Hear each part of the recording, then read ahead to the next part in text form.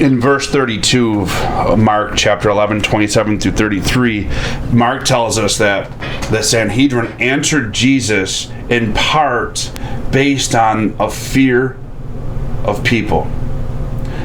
He says, for they were afraid of the people. See, we have a tendency to do this today. We take our fear and put it towards people. And what do we mean by that? Well, I don't want to offend people. I don't want to be offensive to people. I don't want to hurt people's feelings. I don't want to say the wrong thing to people. I'm afraid of the wrath of people and what the people can do to me if I offend them or say something wrong. They can cancel me or knock me out of authority or think poorly of me or force me out of a social situation. And so we walk in fear and reverence of other people. We're supposed to walk in love of other people, particularly those who are in a position of service, like the Sanhedrin. Those of us that are in leadership, which really is service, the more people you lead, just the less you become, and the more servitude you are. And it is the servitude of these people to love these people at all cost. And they don't care about the people; they care about their position of authority and not losing their position of authority. We're supposed to take the fear that we have naturally in our sin nature, our fallen state of people, and put that towards God.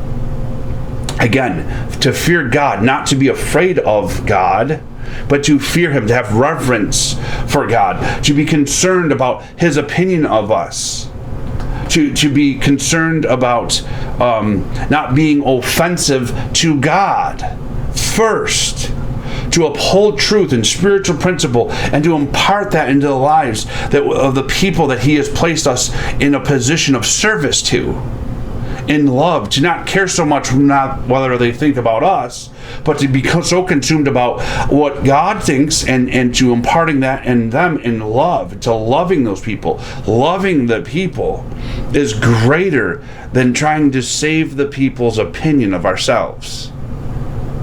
But the Sanhedrin didn't do this. And so this is a wonderful reminder for me, and I think for all of us, to make sure that our fear is in the right place. It should be towards God, to be in reverence and awe and concern with not being offensive to God while we love other people. And part of that call is to speak truth into their lives and separate, detach. Listen, it is a crapshoot when you put truth into somebody's life. If you put truth into somebody's life in the most discerning, loving, gentle way that you possibly can, you put that into their lives. If they're in a position to receive correction, they have a right posture in that season of God, they will be glad for that truth and praise you for that truth. But if they're off spiritually, they're darkened spiritually, and they're a hater of truth in that season, then they're going to despise you for putting that truth. And there is no consistency in people. Our hearts are all over the place. You can't possibly live a successful life trying to dance that dance, the dance of the heart and other people's hearts and all that. No, we dance to the beat of the stable God who never changes.